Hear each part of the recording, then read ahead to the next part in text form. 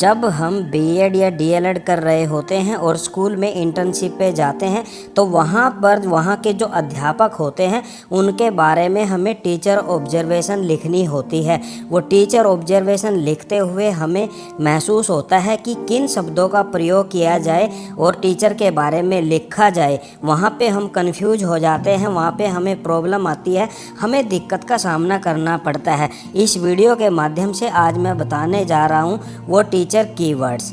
सबसे पहले आता है कॉन्फिडेंस। कॉन्फिडेंस यानी कि जब आप किसी टीचर के बारे में लिख रहे होते हैं तो उसके अंदर कितना कॉन्फिडेंस है वो लेवल लिखना होता है। उसके बाद आ जाता है ड्रेस। उस अध्यापक ने, उस टीचर ने किस तरह की वेशभूषा पहन रखी है, किस तरह की उसकी ड्रेस है, हमें इस चीज़ का भी ध्यान रखना होता है। ये चीज़ भी हमें लिखनी होती है। उसके बाद आ जाता है हमारा क्लैरिटी ऑफ वॉइस, यानी उसकी आवाज़ के अंदर कितनी स्पष्टता है, वर्ड्स को वो कितने अच्छे तरीके से विद्यार्थियों के सामने प्रेजेंट कर रहा है। उसके बाद आ जाता है नॉन वर्बल बिहेवियर, यानी जो उसका हाव भाव है। बहुत बार ऐसा होता है जब हम पढ़ाते हैं तो हमारे जो हाव भाव हैं उस हाव भाव भी पढ़ाई के दौरान महत्वपूर्ण भूमिका निभाते हैं, तो उस अध्यापक के बारे में लिखना है। उसके बाद सिटिंग अरेंजमेंट, यानी जो विद्यार्थी हैं वो किस तरीके से क्लासरूम के अंदर बैठे हुए हैं और वो अध्यापक उनको पढ़ा रहा है, तो सीटिंग अरेंजमेंट के बारे में भी लिखना है। उसके बाद आ जाता है डिसिप्लिन, यानी अनुशासन। पढ़ाते हुए अध्यापक की जो क्लास है उसके अंदर डिसिप्लिन किस लेवल का है ये भी हमें लिखना होता है। उसके बाद हमारा नेक्स्ट आ जाता है यहाँ पे क्लीनिनेस, यानी जो क्लीननेस है यानी स्वच्छता।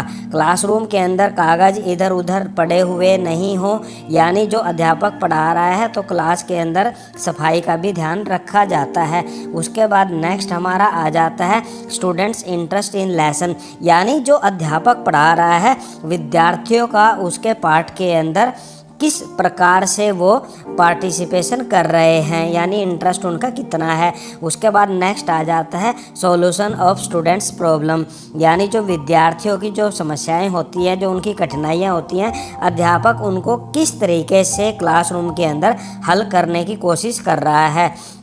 उसके बाद नेक्स्ट आ जाता है यूज ऑफ टीचिंग एड्स।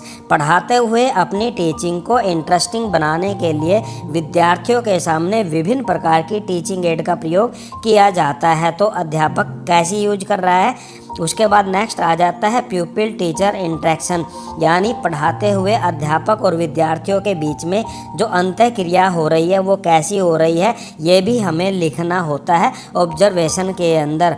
उसके बाद नेक्स्ट आ जाता है लेवल ऑफ क्वेश्चंस, यानी जो प्रश्नों का स्तर है, जो अध्यापक विद्यार्थियों से प्रश्न पूछ रहा है उनका स्तर कैसा है, वो कठिन है, सरल है या मीडियम है, तो ये भी हमें लिखना होता है अपनी ऑब्जर्वेशन में। उसके बाद नेक्स्ट आ जाता है टेक्निक्स ऑफ क्वेश्चनिंग।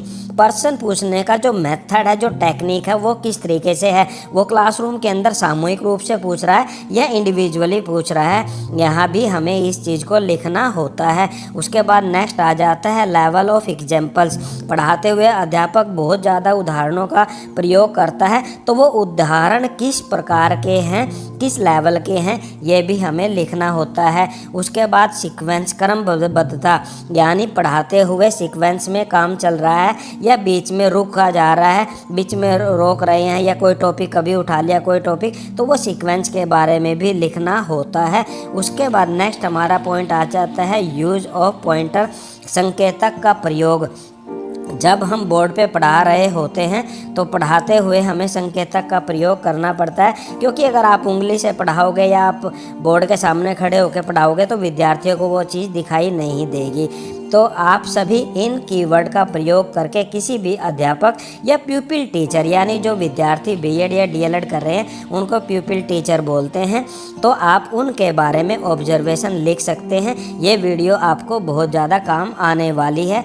उसके बाद अगर आपको कोई प्रॉब्लम आती है तो डिस्क्रिप्शन के अंदर मैं अपनी और भी वीडियो का लिंक दे दूंगा, तो वहां से आप हेल्प ले सकते हैं। तो वीडियो देखने के लिए आप लोगों का धन्यवाद।